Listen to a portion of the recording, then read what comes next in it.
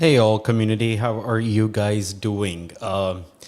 Fatal errors, let's talk about them. So some downsides of streaming are when your fiber optic crashes. So today we're on our alternate channel, so we're going to be using CableNet, but that's also good about 80, Mbps. So hopefully the stream should work well. And today the difference is that we're not going to be doing at 1080p definition, yet we are working around 720. But I think that should be good enough. I mean, hopefully the stream should not flicker. If it does, do let us know.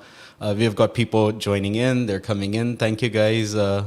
And thank you for tuning into our show today. So we have Yasser, yeah, and we have Hina Noman. Hi guys. And today, by the way, we I think have a really exciting topic to basically discuss about. And that is how do we basically position ourselves as, or if you're looking at, in terms of field, as to choose coaching, training, and therapy as a full-time career. And how do we make that happen? People have so many questions around, should I, go into becoming a coach, trainer, or a therapist? How does this all, pan up, and how does this really work? So we're going to look into all these domains today, and we're going to have good fun. Hi, Kamran. You're saying Assalamu alaikum, wa alaikum salam.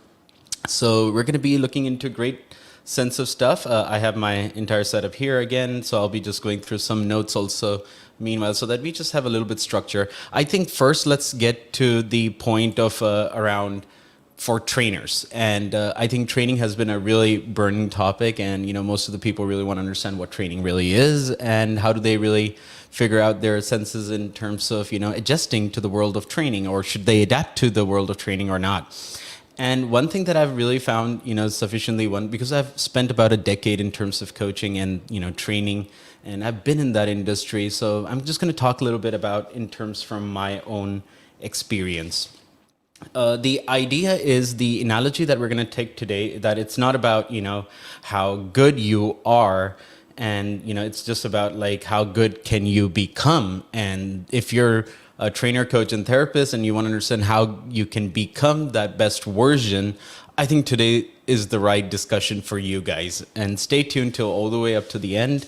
And I'll be inviting a lot of questions also from you guys to let me know about what it does. Now, speaking from my journey, I was a very big enthusiastic, and I thought, I started my journey as a trainer, and before that I was into course sales, and when I came into the field of trainer, I had really good mentors, and some of my mentors were all those people who were living abroad, who had successful, a good business structure in terms of training, coaching, and interventions of therapies, for example, complementary, and also what do you call in terms of alternative therapy. Yeah, that's the right term. So for example, like hypnotherapy and timeline therapy interventions. So they, so I asked them, I said, hey, I really, and my first thing, what is your first thing when you think about training, coaching, and therapy? The vibe that comes inside is that I want to basically help people.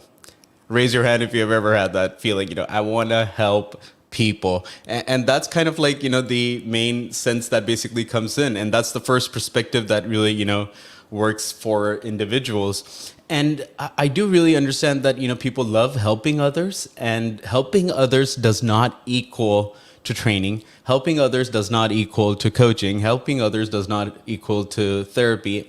It does somehow is a very core essence of it, but it's not as equals to that. The real analogy is, are we looking forward to improving individuals' quality of life? Are we really empowering them, giving them substantial skills and knowledge, and disseminating the toolkit that they require to feel empowered and take new empowering decisions? That is equals to training, that is equals to coaching, and that is equals to being a world-class therapist, helping the clients to go from the current state of being to the state of new way of behaving, or a state that they could basically embark on. If you can create that transition, I think that's a very good career set that we could basically select for ourselves. So yeah, thank you, Asif, for saying that. You once attended the session, proved very effective. I love that. Thank you, Ikrad, for joining the feed. Bismillah, glad to see you sharing knowledge and golden nuggets with us. We got really tons of golden nuggets today lined up in together with us, and I wish to transform my own self. Yeah, so we're going to look at steps to transforming yourself. Guys, I'm going to give you all that I have personally learned in my entire journey, to so far. So we're going to be talking about that. We're also going to look at your questions, of course, for sure. I'm going to take. So Kamran Shabi says, then sharing that knowledge with others makes them better unit as yeah, you're working towards, I love what Adriana has to say around this. So Adriana and Ted James, they basically came up with a vision, transform the planet, and that's beautiful. You're really looking as a unit to basically becoming an active contributor in the sense of society. Now, primarily, when you want to basically venture out into in terms of coaching, therapy, or training, what one thing really is important and is greatly neglected, and we may also take it into a very wrong direction, and that's the aspect of motivation.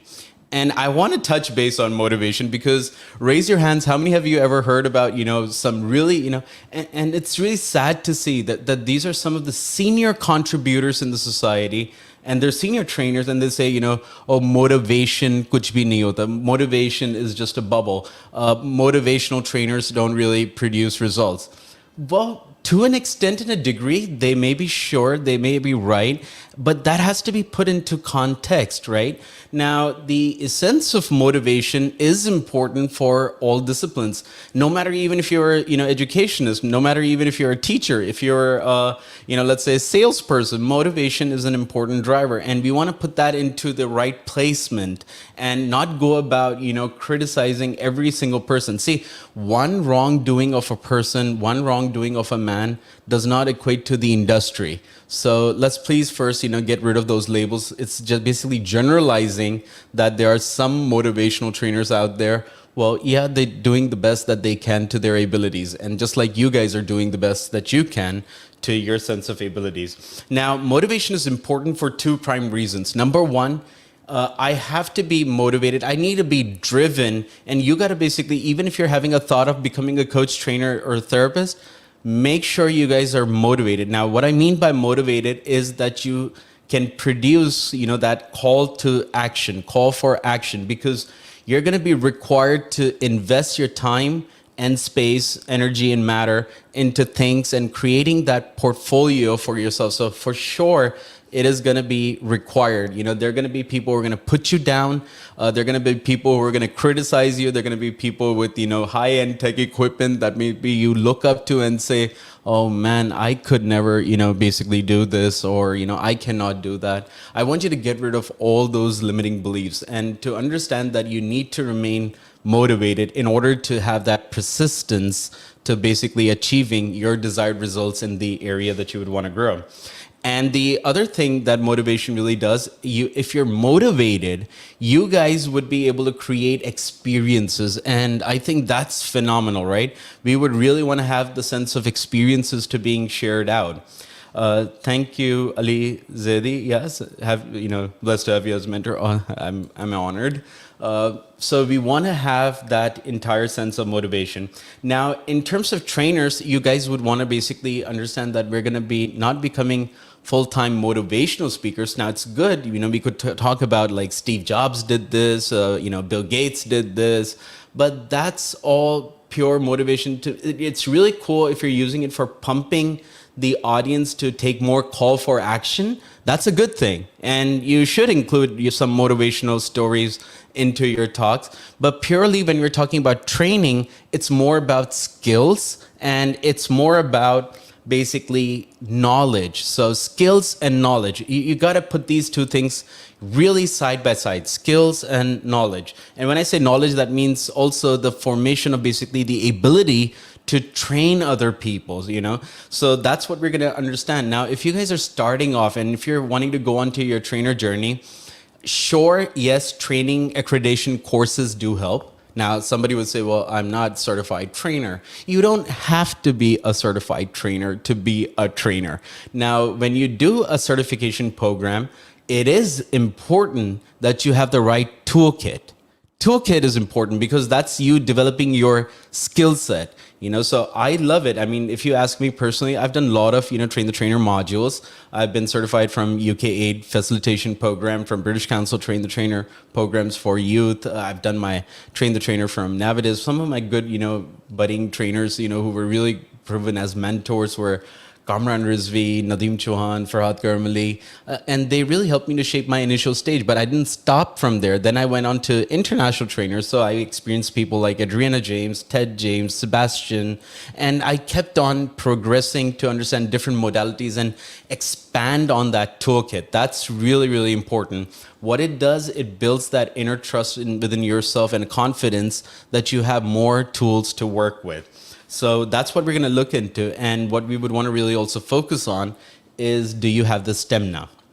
Now let's talk about stamina. How many of you guys have, done training sessions? So, some of you may have done 1, 2, or maybe you might have, been on and off, you've been training. What I really mean by stamina is that how long can you go on, training on a specific skill set? When would you really exhaust your content? So that's what you got to, take into account. Let me give you an example. Let's say you were training, the employees for a certain organization. Let's say it's Arslan Larik and Company. And I hired you as a trainer, and I said that I would want you to train my employees on sales. And on sales, I would want to be very specific that I would want you to help them with closing the sales. Now, how much could you talk or basically disseminate skill areas, specifically skill and yes, knowledge, stats and informations and infographics, and yes, a little bit of motivation. How long could you do that for my team members? Now, if you're basically doing a training program in terms of, let's say, specifically, that's going to be in terms of closing the sales, and you decide that you're going to train and your content is over in about 1 hour. Now, that basically would be a problematic area because within 1 hour, if your content is exhausted, then you wouldn't really know how to utilize the entire set of day from 9 to 6. So what you would really want is to revisit your toolkit. Does your toolkit allow you to basically go around developing and polishing that skill? Now, that skill basically could be done in facilitative style. It could be done in blended style. It could be done in terms of training style. And some people also do it in terms of teaching style, which is okay. Those are, some of the fashions as to how you would want to train. But important is that, how much of content delivery do you have at that? And that comes with experience. That comes with trial and error. That comes with reading. That comes with upgrading your portfolio. That comes with, a lot of exposure. So if you guys are into training, that's what I would want to help you to develop. So increase your stamina. On the topic of fundamental of interventions and therapeutic, interventions, I have basically mapped myself and I thought I could really go 90 days non-stop. So every day from 9 to 6, if I had to train, and most of my participants have been in my training, I could go on for 90 days on a specific tool and technique and disseminate more skill set. And I'm, every single day, advances more and more for my clients. So that's, they're basically creating even more transformation, even more breakthrough.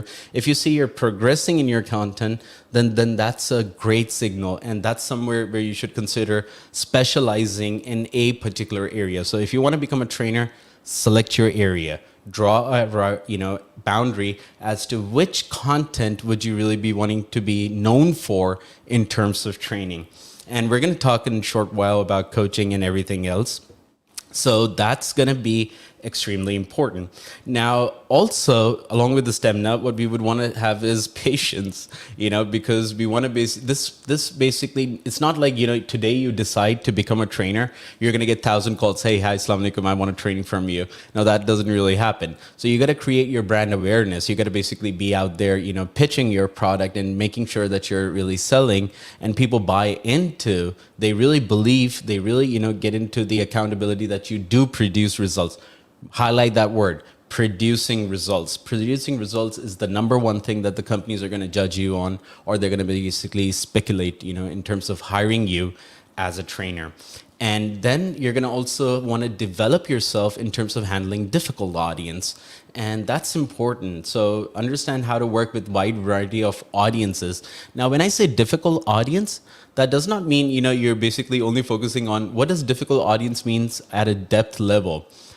You got to basically go around and experiment, see which target audience is your area. So what this would mean is that you got to select a niche. I cannot wake up one fine day and say, I'm going to be training on all areas. I'm going to be a sales trainer. I'm going to be a, negotiation trainer. I'm going to be a customer services. Well, there are people who fit into all categories, but I mean, we want to basically be specialized, right? We want to have our niche.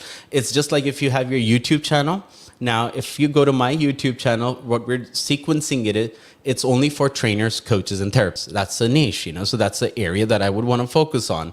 And we want people, those who are facet, they're into coaching, they're also training coaching products, and they're also interventionist or therapists. Now, that's a target audience that I've built. Now, if it's specialized, that's a great thing. My YouTube channel is going to perform. My digital presence is going to grow in that particular area. But tomorrow, if I want to speak about, how do I like spending my day? And maybe if I want to talk about how to bake cakes, and that's not going to work. So you got to basically be working around in those particular areas. So see how you could, develop yourself into a particular niche that you're going to be training in. And how do you do that?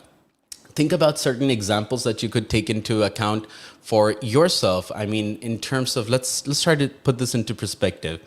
What we would want you guys to do is think about, think about how many training sessions can you acquire? So when I started off, I tried, working with, children. And so I went to Montessori's. I literally went to, grade 1, 2, 3, 4, adolescents, and I started training them. And I realized that I really wasn't connecting really well over there. So that was trial and error experience. And I said, maybe I need to polish my certain skill sets, but I don't have that right exposure. And I wasn't a parent at that time. I didn't have children of my own. So yeah, that did become, an obstacle. Although no matter how many books I read, I could not resonate with that target audience. So then I experimented to going towards, A and O level grad school, training, people who have done their diplomas, and I started training there. And then the connection bond was resonating. And then I started also figuring out with corporate sector. And I felt that that's where the maximum connection was built. Now, why was that happening? That was because I had substantially produced results in corporate sector. And when that combines with your niche, you have more examples to give, you can relate more to the topic, and you can disseminate information that is more grounded and working for you. So that's what it means to becoming a trainer. So I would really want you guys to share some, areas about yourself and work around that. Yeah.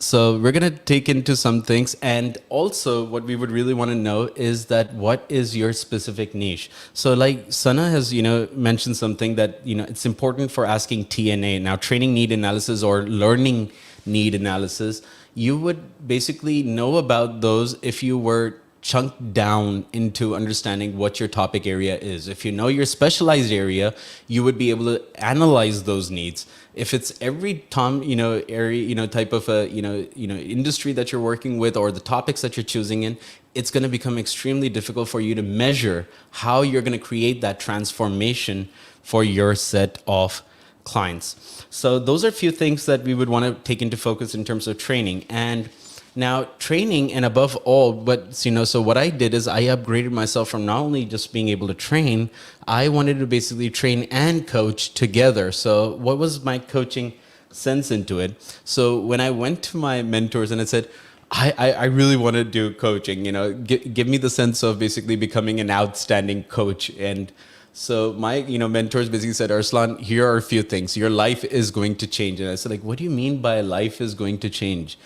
What does change in lifestyle mean when I become a trainer or somebody? I said, well, primary, Arslan, this is what's going to happen. Your life is going to become a laboratory. I'm like thinking, laboratory? I mean, it's going to be a lab? Yeah, so it's going to be, your life is going to be full of lessons, Arslan. Full of lessons? Okay, so that's at least a good part. Fine, it's going to be a lab. It's going to be full of lessons. And Arslan, you'll never be able to suppress yourself. And I'm like, what do you mean by that? And, what does it mean to basically, suppression? What is suppression? Meaning is, Arslan, you can't basically, hide behind your emotions. If you do feel an emotion, you would want to work on it and basically get through it. And I said, holy moly, this is getting difficult. So first it's going to be a lab, then it's going to become, I won't be able to suppress anything. And then it's going to be life is going to be full of, lessons. And then they mentioned that, Arslan, if this does happen, you're going to evolve quickly. Evolve quickly. And I think that resonated more. How many of you would like to evolve quicker? And that's a sense. Now here's the thing, and I really don't wish to use slangs, but this goes, okay? How many of you have heard the sentence and it goes like, ignorance is a bliss, awareness is a bitch. Yeah. So basically ignorance is, a bliss. Now, when you basically know about these modalities, you basically have to walk the walk and walk the talk. Does that make sense for you? So you got to walk the walk and walk the talk. Now, when you're doing that, you got to demonstrate all those qualities in yourself as well. If you have a YouTube, of your own, if you have a LinkedIn of your own, if you have a Facebook on your own, that's no longer yours. That represents you as a brand. So basically, you have to really demonstrate yourself as a leadership capability. And then I went like, oh my God, if I have to, demonstrate myself as a leadership capability, but what about my friends? What about my personal life? That would have changed my personality. Well, Arslan, that's the problem. You cannot suppress yourself. Now, if you wanted to have fun, who's stopping you? But why does the whole world have to see in terms of what you basically do as in terms of fun? Unless you have an entertainment channel and you want to show how fun you are. And that's perfectly fine. So I kind of like every time I evolved, I understood that this is a journey about, making myself better. Think to yourself, how many of you here would want to evolve faster? And evolving faster does not mean that your personality changes. It means you're more responsible. You are more accountable. So yes, for sure, if you're thinking about domains like training, coaching, and therapy, mark my words, this is merely about lot of accountability, lot of responsibility, and lot of holding yourself towards the ecology. This is what Sana Yasser had to say, keeping ecology in mind. And that is true. These professions really require that. They, when somebody's going to come to you for learning, when somebody's coming to you with a, challenge, when somebody's coming to you with a problem, you got to basically present yourself as if you are the authority on that subject. And not only that you have to present yourself, you got to demonstrate that. And that's going to come from your call to action, and you're going to basically demonstrate that with the success ratio of your graduates or your clients or the people when they speak for you. So that's some areas on that. Now, what are some of the problems in terms of the field of coaching? We're going to talk about these myths and also certain contexts in terms of, let's say, I'll try to see if I can touch base all three: training, coaching, and therapy, but I'm going to talk about certain few bits. When I say walk the walk, I want to a little bit clarify as to what I mean by walk the walk. Now, for example, there's a health coach, okay? Take this into perspective. Or there's a trainer who's a fitness trainer, but they're basically not in shape. And I'm saying not in shape. I'm not saying there should be zero size, but they're not in shape, or they're basically not taking care of their health. Would they be able to convince you in terms of health? And that's not a promising scenario. So basically, if they're not able to implement that in their own life and they're not able to demonstrate actionable results for themselves, their sense of authority in terms of the market accepting them would also basically decrease significantly. And that is true, right? So do what you believe you can achieve in. So that's how you also, develop, or you basically understand what your sense of specialization is. So as a coach or as a trainer or as an interventionist, what I'm always looking forward to is I'm seeing what are my areas that I have strength in. What are my strength areas? Where do I have the highest leverage? Where my personality resonates, what I do, what I practice, what I preach, and how could I basically get that to work for me and for my clients? So that's what we mean. But we're not talking about, so, for example, one can have problems, and that's for sure.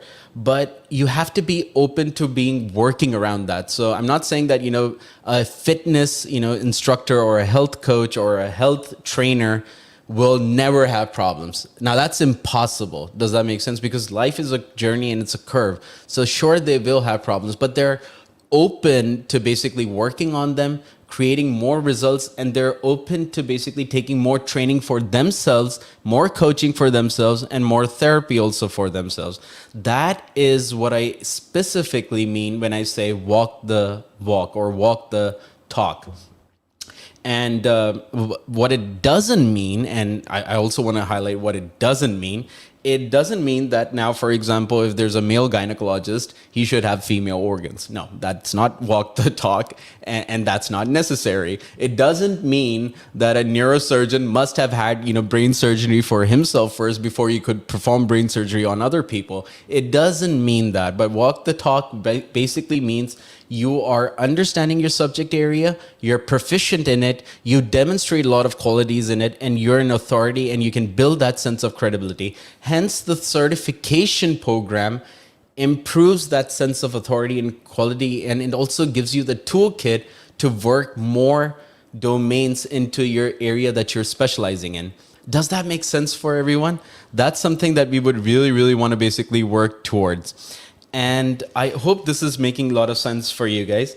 Now, while you're going to be in training and while you're going to be in, basically coaching, or you're going to be in therapy, sessions, this is one thing that I would really want you to do. Don't make it about yourself. Do not make it about if you're basically doing this for getting attention, appreciation, and acknowledgement, let me tell you, this is one of the most, basically, let's say, non-appreciative work that you're going to basically embarking on. Do you understand this? Because, for example, when I'm coaching my clients, sometimes I'm coaching them on sensitive topics and they're confidential. So I cannot even share about, how I created that result with someone. So that has to be held into confidentiality. I cannot get the reward of basically appraising, or I would want every client to appraise me. Yes, for sure, if I'm creating results, they're going to call other people and they're going to talk about you and they're going to refer you to other people. So in terms of coaching and therapy, there's a limited sense of appreciation. So do not do that for that core intention. Do not make it about you. Make this about other people. Why am I on stream right now? I'm here because I want to serve you. This is not about me being live. This is about taking your perspectives into account and helping you to get those golden nuggets that you guys require. So what is the right mindset for training, coaching, and therapy is about basically, having and holding a space of, confidentiality. You're holding and maintaining that, sense of space where the client can easily, comfortably share whatever they wish to share and they feel safe. So it's about creating those safe spaces for your clients. Make sure that you are able to provide that safe space, no matter, even if you're a trainer, no matter if you're a coach, no matter if you're a therapist. If you have that mindset and you can hold spaces for other people, for sure, this is a profession that you should embark on. This is more like you becoming the detective, right? So this is about you becoming the how person. How does somebody do this? How does one do this? How does one get depressed? How does one procrastinate? And if you're a how person, you would find, you would be an investigative solution expert in terms of figuring out if you know how it doesn't work, you could basically alternative their, focus to somewhere else. Now, that's the perspective number 3 that we're going to talk about, which is, having them to have attention and a focus to the things that they may not be aware of. And that's a really cool skill set for a trainer and coach and therapist to develop.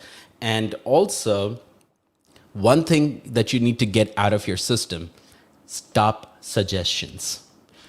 Stop suggestions. I'm sure all of you have helped somebody in your life. Yeah. Even if you were not a certified coach, even if you're not certified therapist, or you're not certified interventionist or trainer, you guys have helped some people. And most of us have this urge, that like, let me just give a solution right now. Let me just, let me tell them the answer. So life is not about answers. It's about asking the right quality of questions. So if you have the coaching mechanism or you have the training mechanism, you're getting the solutions out from the person. You're helping them to develop a neurology to do things on their own, and they don't become dependent on the process. If you have that mindset, I think that's a great mindset to basically venture out. So these are some of the right mindsets that you should have. And above all, you should be present. Being present, guys, I'm repeating this, being present. You know, most trainers, think about, oh, aaj to main sales, today I'm going to do a sales training. I'm going to do this energizer. I'm going to do this, icebreaker. Hold it. You're not going to do this energizer. You're not going to do this icebreaker. You're not going to do this activity. You're going to choose and select and see and understand, being present with your audience. What is it that they really require? And you're able to improvise. This is not about, fixating, kind of like, one way approach that works for all people. Human beings are different in personalities. They're different in nature. They have different attitudes. They have different beliefs. They have different values. And you want to basically help them to, create that sense. So if you can maintain presence and how do you define presence? Have you ever sat with someone and you felt that you connected and you resonated immediately? Yeah. Check me up, put in the comment box if you have ever felt, into somewhere, where you felt safe with someone and you felt that they were really attending to you. They were listening to you. They were holding that space. That's basically called rapport. And you're able to build this level of rapport, being present with your client, being present with your training audience, being present with your, coachee or, the client that you have, and saying, what could, wow, the client is going through so much, and what is it that I need to ask that would help them to liberate, or how do I need to facilitate them that helps them to produce the results of the required empowerment? And if you can maintain that presence in that moment, that's awesome. This is not about tools. This is not about, I need to do VUCA, I need to do KUBA, I need to do that, tool, I need to use this tool. It's not about tools. Having toolkit is great. Do I need to do NLP this tool, or do I need to that tool? Tools are good. You should know about them, but you should be open to maintaining that sense of presence where you're able to be there with the client and see what really resonates with them. Because you could have an introvert, you could have an extrovert, and they may be demonstrating that personality type in the present moment. So if they're demonstrating that personality type, you match and mirror, develop that rapport and create that presence for them. So that's how it is. And for the longest, let's just basically agree on this. And I do want to voice this out. For sure, coaching, therapy, training is one of the most unregulated, and let me just emphasize that.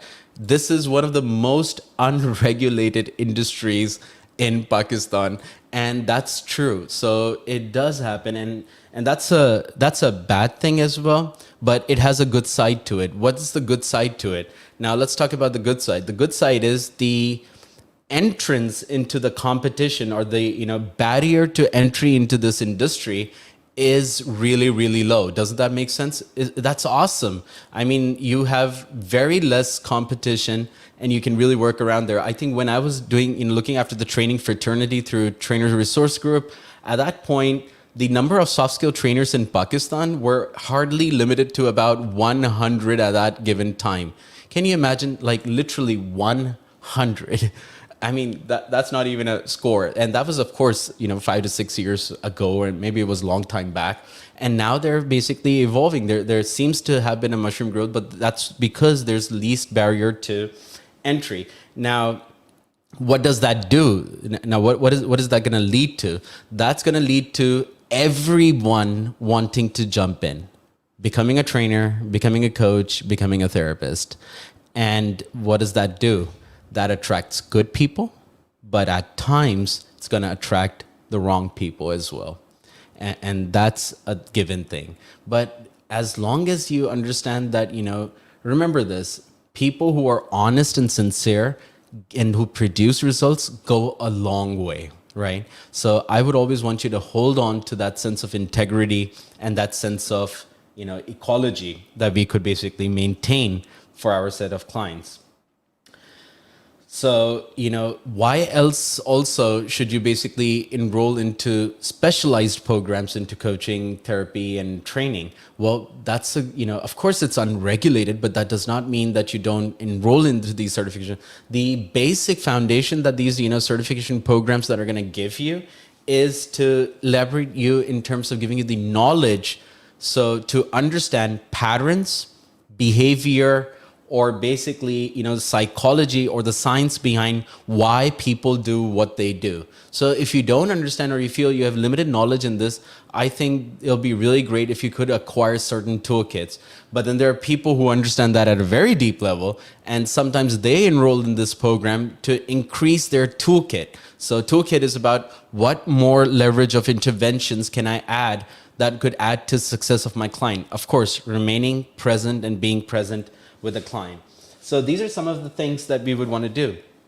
And what do basically coach? Let's talk about some qualities now. And I want to basically emphasize on certain set of qualities. And I think these are great qualities. So you can write these qualities down. One quality of a good trainer, coach, and therapist, what I really appreciate and what I would encourage all my graduates also to focus on is to bring, when you're in that zone, when you're the client is there with you and you're there as an interventionist with your client, you're basically helping them to see a different perspective. That's the quality number one. A great quality of a good trainer, coach, and therapist is to help them to analyze a different perspective. Now, when you're helping them to analyze the perspective, you're not giving direct suggestions. We're not talking about direct suggestions here, okay? So we're basically wanting to understand how to basically, work with our clients in terms of how to, what we say, give them a perspective. Let me give you this as an analogy. So for example, I have, this hard drive. When clients come to you, they hold on to a problem, okay? And what are they looking at? What are they really looking at? They're looking at the problem. So, okay, problem. Everywhere they go, they're just looking at the problem. Now, your job as an interventionist or a coach, a therapist or trainer is to have them to shift perspective. That's like, holding their face and turning, hey, yeah, but let's look at this as well. So that's basically, soliciting or easing that sense of the problem and the boundaries of that problem, which is basically saying, and let's just put this into perspective, where is the solution? Ask yourself this question, where is the solution? If I'm holding on to a problem and looking at the problem, where's the solution? The solution is everywhere.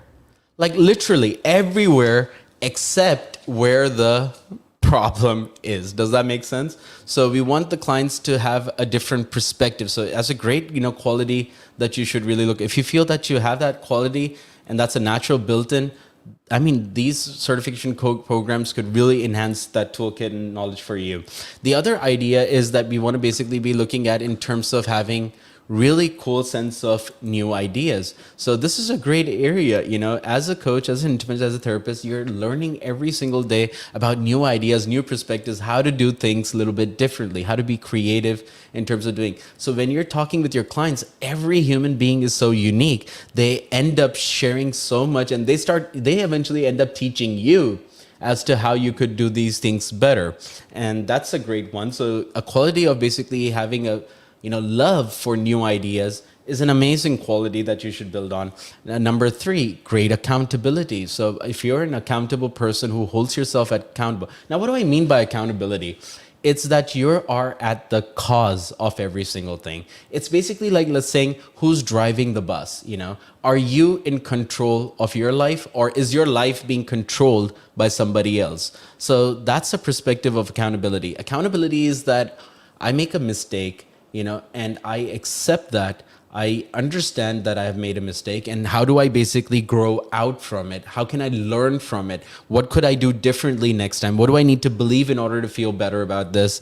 What could I do that would basically help me to shape or correct, this course of, action that I've produced? That's basically called being at cause. It's not about being at effect, which would be the other side of it, which is like blaming, shaming, and justifying. For example, oh, I'm a trainer, but I don't get trainings, and it's because of the market. It's because of the economy. No, it's not because of the economy. It's not because of the market. It's because we haven't really put in the work into real actionable areas. So the quality, another great quality, is that you have that sense of accountability.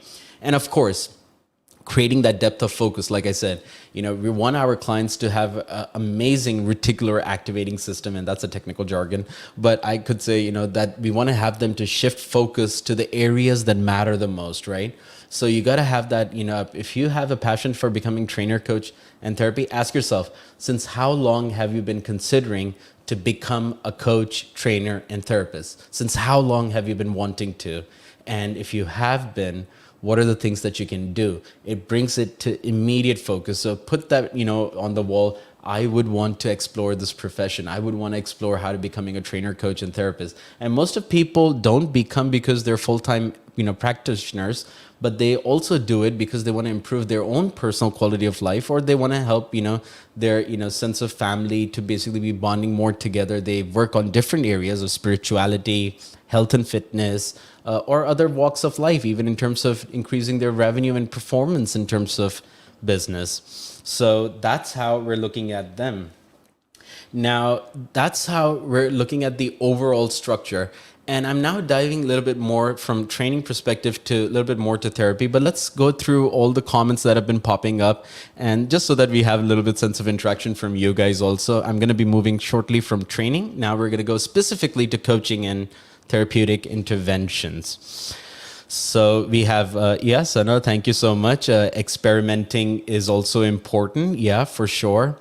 We have Khalid here. So yeah, hi, salams for, coming and joining in. And yeah, you are hungry for knowledge, coach, very driven, and all 6 human needs covered. Yeah, so that's also the Tony Robbins model for 6 human needs. So we have somebody else from LinkedIn, and we just got a hi. And yeah, hi back, Wajid Hussain. Thank you for commenting in. Students' life transforms during their 4 years of BS program. Well, sure it does, but not always, Here's the thing about certification programs and about university degrees. Do I need a degree to be basically outstanding at a profession? Not necessarily. But yes, what does the degree do? What does the certification do? It increases and enhances the knowledge, skill, and toolkit. So always remember that. One could just study because they're just studying and then they don't really produce that sense of results. So for sure, years and years, the number of years you spend on studying and investing on yourself is truly commendable, and I would really encourage all of them. So yeah, Ibrahim, assalamu alaikum. Then we have Rehan, nice to see you after such a long time. Yeah, I do come rarely online. Anam, following your journey since long, thank you for this session. Taking notes, yes, take notes, guys, please. I will take on every single question and answers. I'm not gonna go over. You can always come back to the stream, revisit, revise, recap, and do also put in your feedback if you feel that I missed anything.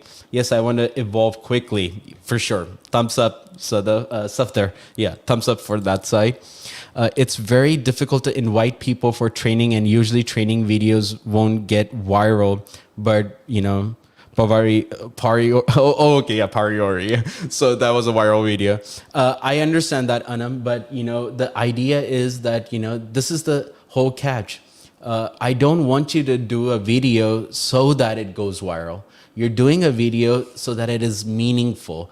And even if it goes to meaningful 10 to 15 people, you're creating value, right? So that video that went viral, sure, people talked about it for a month or so. Now nobody really talks about it. Maybe in a few jokes and a cranky manner, but it doesn't help to improve any sense of life or quality of life. So we're talking about improving quality of life. My videos don't get that many likes. And that's okay.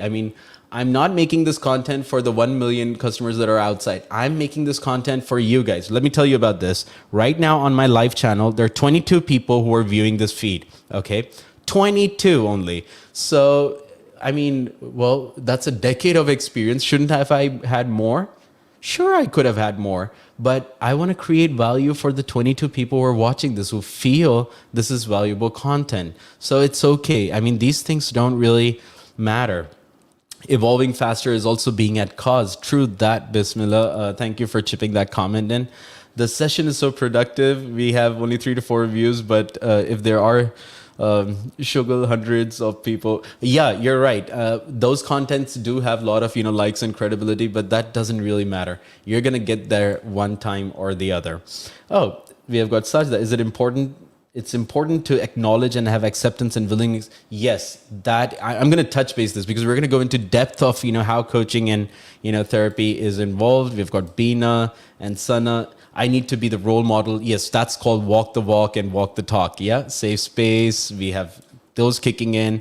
Yes, makes sense. Safdar, thank you for tuning that in. We've got a yes from Hina. And Anusha, yeah, rapport is everything. That's 80%. That's basically maintaining presence with that. And I think we're going to make a complete exclusive video sometimes in terms of what we say, in terms of understanding what rapport is. Thank you, Musarat, for joining in. And we have, who else? Oh, we've got Farhad, have been considering and being the best every day in the morning because, and then again, considering next morning. I love this. Farhad is one of my top, go-to people. He's one of my mentors as well. Great guy. I mean, we wake up every single day of thinking what to do next. I mean, if you have that passion and inspiration, you should really, that's where the motivational stuff kicks in. But when we do on the groundwork in realities, that's not motivation. That's really hardcore work. We're really putting those tools and techniques and I know Farhad, the amount of difference he creates and amount of the results he produces. So that's inspiring. One guy that I would really want you to like, subscribe, and tune to. So we have that comment. Ahmed Ali Larik, nice session. And Farhad again, yes, experimentation is the key. We have Vasif Arif joining in, initial certifications for newbies. I'm going to touch base on that, so stay tuned. That's going to be the last area that we're going to be covering, and we would want to basically to work around this. Yeah. Amna Bhatt, very informative session. So you offer training programs internationally and how can it aid people? Yeah, we're going to talk about these certifications just in a moment. I'm just going through quick comments so that I don't have missed anything. Mudassir, thank you for checking in. Abdul Wahid, thank you for checking in. Yeah. Isn't this exciting? I mean, this is our small community where we're really working together. And it's good to have small, limited community and still we're creating really good bite-sized areas of learnings for ourselves. Yeah. Today, I've coached you and Paris in my motivational session. So thank you, Yasin, for that. Paris is one of our phenomenal graduates, and she's also accredited herself from even much more international bodies, and that makes people really significant. Terms like don't matter, meaningful. Meaningful is critical. Critical, yeah, love it, Arslan. Thank you for all that support. Arslan Larik and company, we got a wow from there. Awesome session, life-changing, very productive. And we have Amna Bhatt. I've been considering the idea to embark my journey. You should. This is a phenomenal area that we could learn. Let's now go back to our subject area. So when you're really working in terms, now I'm coming towards the coaching and the therapeutic interventions and learning how to basically master them. And why should you do them? I mean, what would be the areas that you should explore on? And I think this is going out as free of cost. This was a module. This is not mine. This is in co-essence of how Adriana James explains it, or how Sebastian really puts it, or how Tony Robbins puts it. So the 4-cloud model states that the client, anytime, any person, let's try to think about yourself, talk about your journey. All of those who had been wanting to become coach, trainer, and a therapist, let's put our problem areas into perspective. So one of the things that holds us back, the number one thing, is negative thinking, right? Doesn't that make sense? So sometimes, people do go into a situation of negative thinking, and it could be for bite seconds or nanoseconds. Some people are really positive, and which is a really great thing to be positive. And yeah, that's a great approach to have. But sometimes that negativity kicks in, right? And that becomes a hurdle of going forward. So as a coach and as an interventionist, we want to learn how to have our client, and maybe you could do it. Let's just agree to this. You guys could be really amazing in terms of, helping your clients in terms of creating positive thinking. Yeah. Or you may be creating a lot of positive thinking for yourself. But for a client, think about other people. People are different in perspective. And some people may not have that privilege. They may be stuck in the cloud for negative thinking. So what would we want to really do? We would want to help them from going from negative thinking towards positive thinking and help them to learn those tools and techniques that are required from shifting from negative thinking to positive thinking. And we're going to talk about some of those tools. Maybe we would spend a day or so on all those tools, how to make them really work in terms of training, coaching, and therapy. The number 2 obstacle, and now let's write that number 2 obstacle, is called negative emotions. Oh, so what is the difference between negative emotion and negative feeling? I think the emotion, the feeling, the thinking level precedes the emotion even, or maybe sometimes, yes, it's the emotion that creates the thinking level, but they're interchangeable. So for example, somebody could be, man, I'm a coach, therapist, but, will I get clients? Would I really be paid? Can I make this full time? Now that's a sense of basically, getting into a thought process of a little bit negatively, underestimating or devaluing yourself. It is also a limiting belief, but it's kind of like a negative self-talk. And what does that do? It creates that sense of, damn, man, I can't do this, and then the sadness kicks in, the anger kicks in, the frustration kicks in, and that's how emotions are, right? So negative thinking is the first one, negative emotions is the second one. And even in terms of negative emotions, what do we want to do? We want to create positive learnings, not positive emotions, positive learnings. Now, why did I say positive learnings and not positive emotions? Because emotions by default are positive. There is no such thing as, negative emotion. Yeah, there is a negative sense of an emotion, and that's what we say negative emotions in totality. But emotions are not categorized in good or bad. You can't say an emotion is a good or a bad thing, but they may have a negative sense to it. For example, let's say sadness. But some people can be sad. Human beings generally do get sad at a certain point, and sadness is a normal evolutionary process for a human being to go through. And it's okay. Sometimes you'll be sad, sometimes you'll be happy. Being sad is not a bad thing, but being sad and having negative consequences of it is really destructive. So we want to shift that to positive learning. So when you create positive learnings, the negative aspect of that sadness, negative aspect of that anger and frustration needs to go away. So that's the number 2. Let's look at number 3. And number 3 is that we want to basically work on limiting beliefs. Now, what about those? Limiting beliefs are all those things that hold us back from working and going towards, future decisions and desired results. Limiting beliefs could be, I am too young. How many of people get that? Like, I'm too young. You're never too young to become a trainer, coach, and therapist. I've seen a world-class coach creating really good difference in Myanmar. That's kind of like near Thailand or the north side of, no, not north. I think it would be east north, something like. But in Myanmar, she's one of the top coaches, and she was just 16 when she graduated. But she was able to create results. And while she was 16, she was working with clients that were of her age.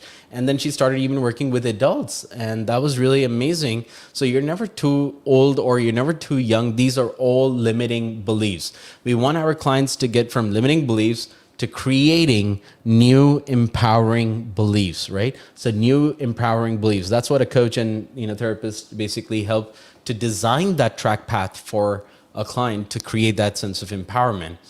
And the last one, inner conflict. Now, what are inner conflicts? Inner conflicts are things that basically push us into ask yourself, how many times have you been in a position, should I do this or should I do that? Should I do certification from this institution or should I select the certification from and then you're just trapped. And when you don't know where to go and you just basically feel stuck in the center, it could also be like, for example, in terms of personal areas of individuals, it could be, should I settle in Pakistan or should I shift abroad? And then you're just hanging, just there and are unable to, so it clots the, thinking level at that level. And that's called inner conflict, where you're conflicted inside between two things. So we want to create that, to helping clients to create values realignment.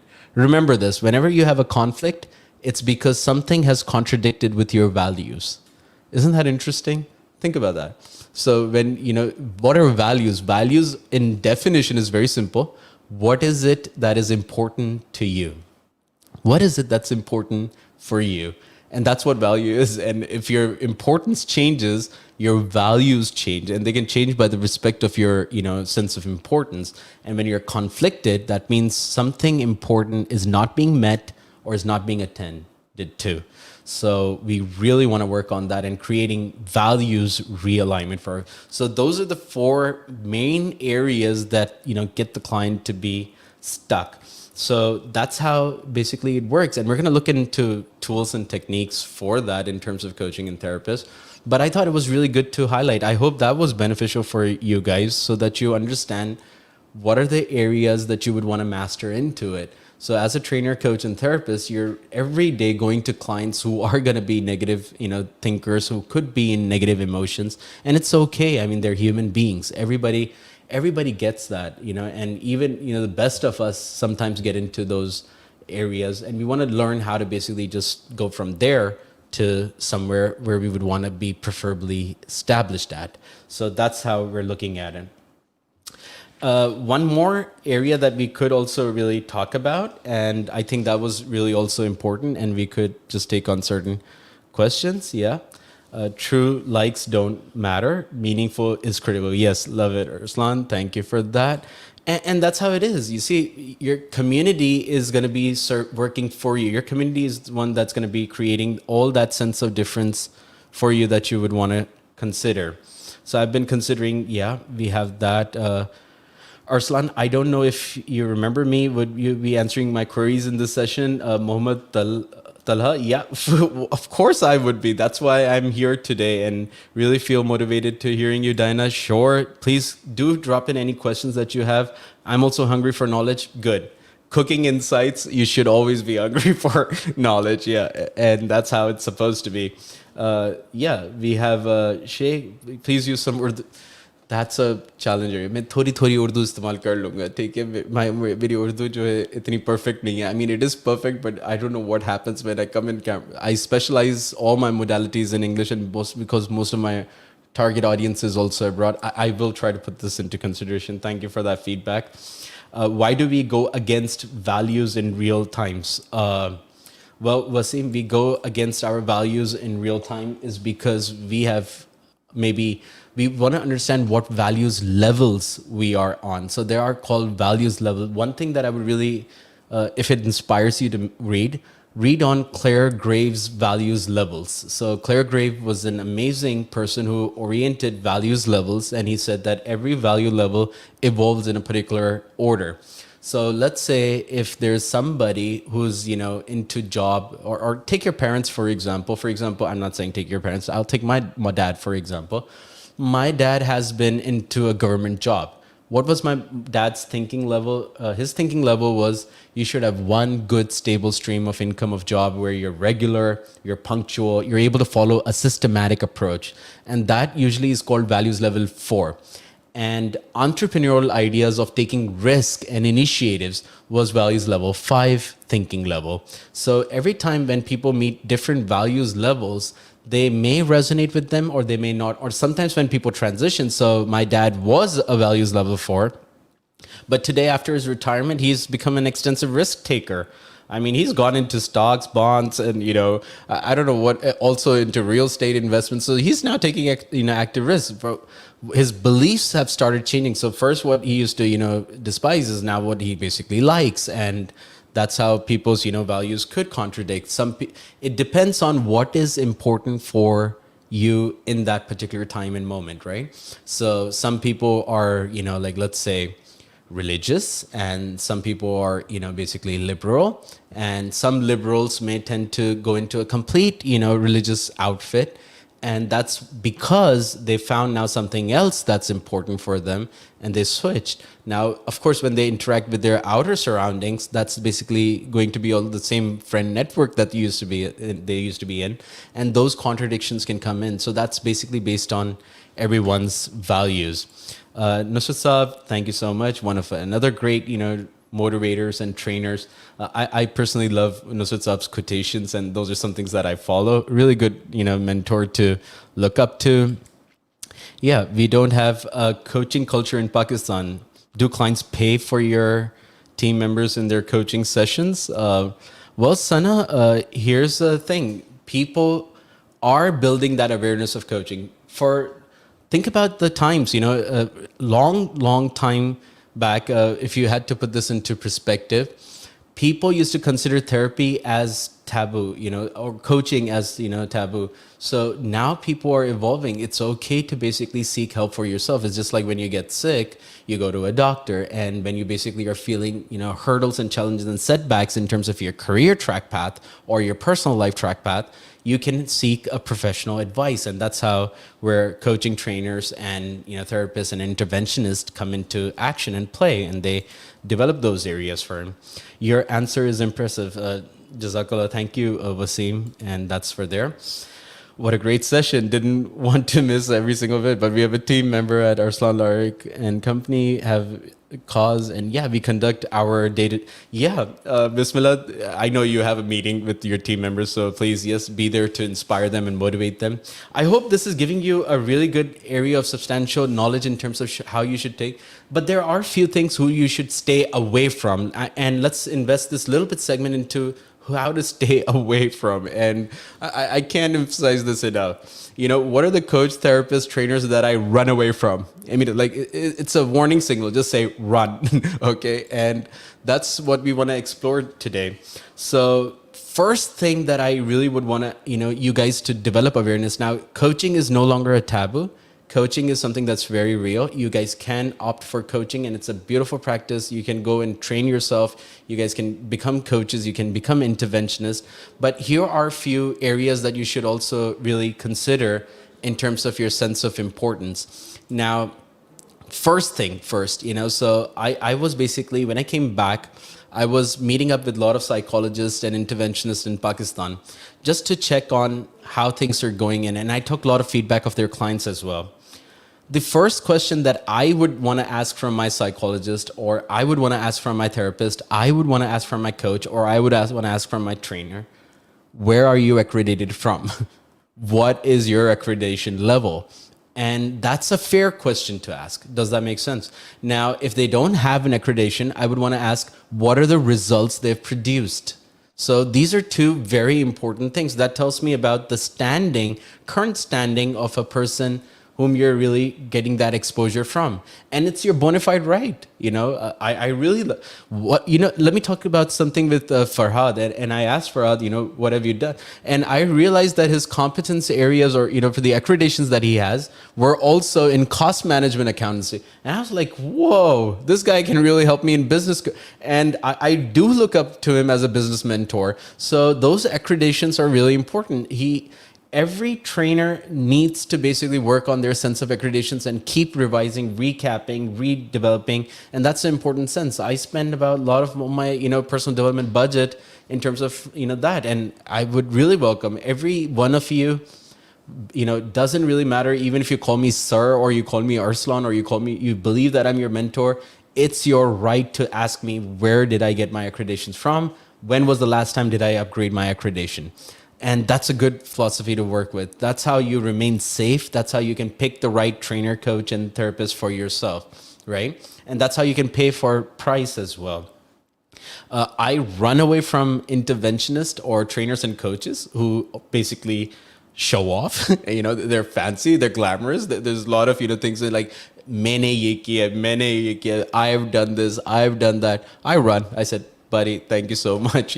I really want a person who's down to earth, somebody who I can resonate with and pair and pawn and, see where I could create more meaning for myself. Again, it's not bad to market yourself. I love it. You should market yourself, but not, market at the expense of basically showing off. There's a very big difference in doing ethical marketing and showing off. And that's a very important aspect that I look forward for therapists, interventions, and trainers.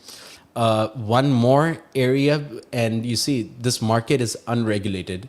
Let's talk about this, and this is really serious because I wanted to highlight this for trainer, coaches, and therapists. Training and coaching and therapy is a sacred, I find it to be sacred because it's part of my fraternity. Okay, that's the fraternity that I represent, and people who suggest like friendships, and when I mean friendships, like in terms of love and romanticism and romantic and sexual relationships, that's a big alarm, right? I can't believe that how many clients really came to me and told me about how their therapists and interventions dealt with them, and how they were offering exchange for sex, or relationship, or they were getting romantic. Guys, if you want to get married, right? You can always have your own set of relationship and boundaries. Maintaining boundaries is the most important thing, and that's how I feel would be the most appropriate, channel to basically wait and understand how. I always take feedbacks in that context as to what the, background of, the coach, therapist, or client is. It's important for you guys to know that. And so be very ethical. If you really consider this as a profession, make sure you don't abuse the, authority. I mean, think about this for a moment. I mean, I'm not against relationships or anything, but somebody's coming to you with a problem. When people come to you with a problem, they're the most vulnerable. This is kind of like, me getting into a fight with someone and they're not even of my body size, and they've got deficiencies of minerals and vitamins, and I'm picking up a fight on them, or I'm picking up a fight with a kid. They're most vulnerable at that time. I mean, you're at that moment, even if and it's just so sad and sorry that, I had this one client who came in, they shared this, and I felt so, deeply hurt by that. So they said like, this is also a really hard topic to embark on. And they questioned, they said that, well, I was in a relationship with my therapist, and my therapist threatened me that if it was mutually consented, because the client really did show that, yes, I did agree that, and I did mention that I also love you too. The client did say that, but that's not the client's fault. That's the therapist or the coach or the, trainer's fault. They were misled, or it was a leading based session. That was a suggestive session where the client was most vulnerable, and they took advantage. And never ever take advantage of somebody's vulnerability. Karma's a bitch, and if you don't believe so, it's going to come back to you in ways that are very unforgiving. You see, either you discipline yourself or life will discipline you. I think that's a very good takeaway if you guys could, but this is something that you should really take into consideration. So yeah, and other thing that I really want to highlight is the labeling factor. So you go to one person and they label you that you have ADHD, you have you are an introvert, you're an extrovert, and they put you into a box. So you've got borderline personality, you're depressed, you're clinically depressed. Before you get your diagnostics, and I'm just mentioning a proper, although I'm not a psychologist, let me just make this very clear. I only work with so when I say word therapy, I'm saying complementary and alternative therapy, like hypnotherapy and timeline therapy. But even if somebody was as a psychologist, please make sure you go to at least 3 good standing psychologists to certify a diagnostics and to figure out what really is the challenge area. Many a times what has happened is that when I've worked in conjunction with psychologists and psychiatrists, and that's in conjunction, we have the sense of authority, we get medical referrals. It was high times it was realized that there was no syndrome, there was no disorder. It was just minor sense of what we call normal healthy depression. Yeah, normal healthy depression is a thing, guys. You won't find that on Google, but there's something that is called normal healthy depression. That's your way, or the way the function, how people evolve, and some of it is good. You see, let's establish this and maybe write this down. You become a coach and therapist does not mean your life is not going to get screwed ever again. You're going to have problems, you're going to have challenges, you're going to have areas you're going to fall, you're going to basically have certain areas where you're going to be stressed or perplexed, or maybe let's say challenged. So all that is going to happen. But here's the important part, really important part. When you learn about these tools and techniques, it teaches you how to get back up faster. How to get back up faster. And isn't that really cool? Isn't that really informative? So I do also have certain challenges. I do also have negative thinking. I have negative emotions. I have limiting beliefs. I have sometimes inner conflicts. I am able to get through them faster. So for me now, life doesn't happen to me, it's happening for me, and I'm moving with that sense of precision. So that's a really important thing about labeling. Don't label people, right? Understand the challenge area. Being present with your client is about not labeling them, but understanding them, having that sense of, empathy for those people. Oh, we have somebody on stream. Greetings from Switzerland. Hi, thank you for joining in our Twitch stream as well. So yeah, we're getting good sense of presence here, and that's absolutely great. So here are also a few more areas that we would want to do. Uh, I don't go to interventionists who dogment one treatment. Dogmenting one treatment. What does that mean? ओ आपको सिर्फ इस tool की ज़रूरत है ये like it's like ये एक दवा this is one medicine that's going to work for you. So I don't really like that. I feel that they should have more skill. A coach should have a skill set of not imposing tools and techniques, or a trainer imposing tools and technique on someone, but facilitating the process, which basically makes an easier understanding for a client to create that shift and transformation they require. How many of you agree to this, right?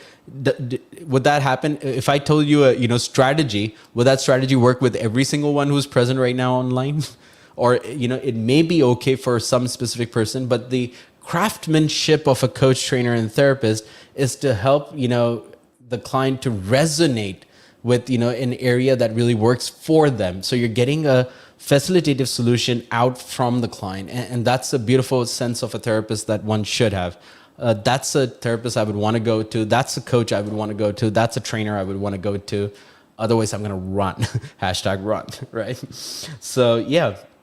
And the other thing that I would want to highlight is therapies for themselves. Now, most areas of issues, and we've got a lot of psychologists, we've got a lot of psychotherapists, we've got a lot of psychiatrists who come and get trainings from our institution. I'm really honored. Thank you for, always trusting our brand and being there with us. And they're producing even far more significant results. And one thing that I emphasize to them as well is to help them to understand and educate the market around this. You see, I just got a message today, and I would want to really read this message out to you guys. So he says, why is the word psycho with psychology? Why is the word psycho with psychology? And of course, they mostly are psycho. And I just listened to that comment because that's basically somebody, talking about my fraternity. So I said, it's, well, if you take psycho to be is equal to psychology, then that's labeling. Does that make sense? Because psycho doesn't equal to psychology. Psychology is understanding the science behind the sense of psychosis. So that's not it. So labels are a really, really bad thing. So, but yes, I did mention this, and this is what I mentioned. I mentioned them for sure. A trainer, a coach, or a therapist, or a psychologist, they work with people who are depressed. And for sure, they may have certain ranges of depression that they work with. Psychologists, people work with clinical depression, but normal, healthy depression could be really focused and intervened by a coach as well. And trainers work on negative thinking, negative emotions, limiting beliefs, and inner conflicts, right? So when they're working on those areas, when they're working with people having problems, they're working with 5 people every single day that have problems. They too will be projecting. So the clients project a lot as we project our beautiful presence onto them. They also project their beautiful presence onto us. So technically, it's the rule of thumb. So if you're with 5 drug addicts, you'll be a half drug addict. Does that make sense for you guys? And if you're with 5 billionaires, at least you'll be a half millionaire, if not a billionaire.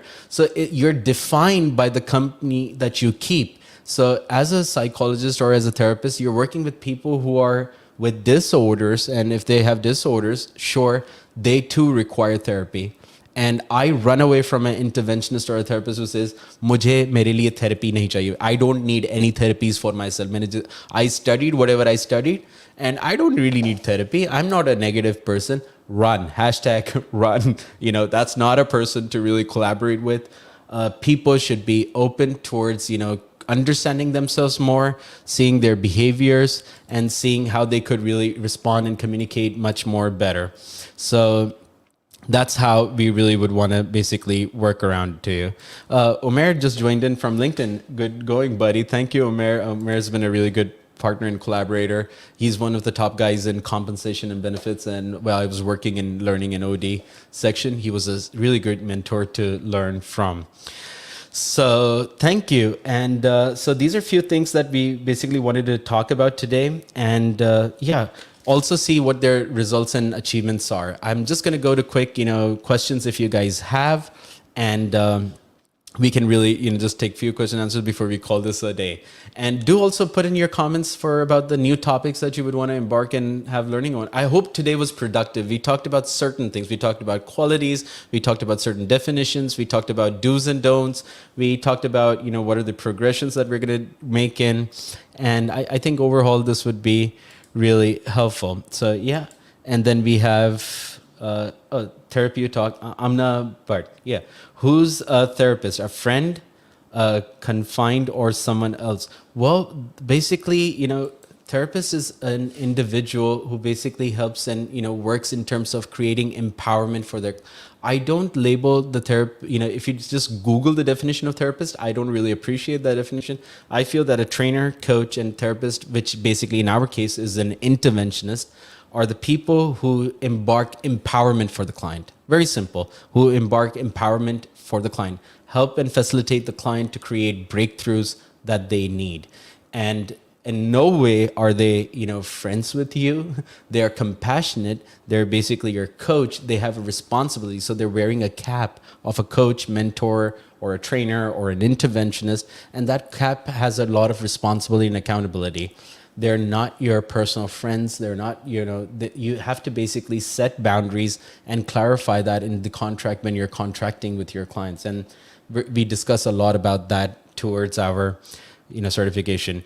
Roadmap for newbies. Roadmap for newbies would be that, here you go. So these are a few quick, roadmaps for you guys. If you guys want to embark on this journey, please make sure that you guys really feel that you do have that sense of creating empowerment for others. That's number one. Specify a niche, or basically figure out what areas would you want to work on. You can always enroll into certification programs. They give you a good toolkit, really great skill set, and they help you to understand. For us only, as much as I can speak for ourselves, we help you to understand this online and also through physical trainings, but our focus is how you could create this presence over online and digital, sense, how you could basically utilize the digital gadgets that basically help you to create empowerment for people online, because I want you guys to be working with international clients as well. So these are a few tips, and I would really want you to, select programs that you feel are more meaningful, ask questions around them, ask them for their sense of accreditations, see what values they can provide. Our accreditations are quad accreditations. So we basically develop our clients' first stage is helping them to learn the tools and techniques of neuro-linguistic programming, NLP. Neuro-linguistic programming. Level 2 basically escalates, and then we want to teach them how to become master coaches. So we want to take them from becoming neuro-linguistic programming interventionist to a coach, and from coach we take them to becoming a timeline therapy techniques, interventionist, how they could basically, and that timeline therapy is one of the best tools that you can use for getting rid of negative emotions, by the way. So we help them to specialize that. Once they complete these 3 component modules, then we graduate them into the 4th one, which is called hypnotherapy. And I'm the only institution in Pakistan. No, my hypnotherapy is not an open enrollment program. You cannot join our hypnotherapy course unless you have gone through basic NLP coaching and timeline therapy. Hypnotherapy is advanced, and hypnosis is a great modality. I love that intervention, but it's not something that you do it for entertainment. We do not train that for. There's an entertainment side of hypnosis, and we don't want to touch base on that. We want to see how it could really create results, in which we'll study regression, past life regression, future regression. We can always talk about inner child work, or parts mediation and stuff like that in terms of hypnotherapy. That's advanced. How to work on forgiveness of yourself, how to work on forgiveness for others, and chair work. So that's a huge domain itself. So select your track path, see where you could basically create that difference. I think that's about us for today's Sense of Stream, and I'm really, thankful that you guys could all join in. Please guide us about coaching agreements. I sure will. I think we could do a full talk on this. I made one inspired by the one that you showed, and I'm using this. Thank you, Sana, for putting that, area in. So thank you for joining in, guys. That has been a long day. Yeah. So Yeah. So I'll basically be catching you guys soon, hopefully, and hope you guys, keep tuning in. Give me more advices for the topics that we should bring into you. Oh, also, one more thing that we would really want you guys to do is make sure to basically hit that subscribe, like, and share button. Do visit our YouTube channel, and you can just Google Arslan Larik. That's just pretty much it that you would really require to do. This would basically help us to create more content, and we can remain as a community. I'm doing this for you guys. The closer that we work together, the closer that we could basically bond, and we could basically understand more innovative ways of helping the people who are really in need out there, right? So thank you, and I'll be signing off right now. Thank you for your time, guys. Love you all.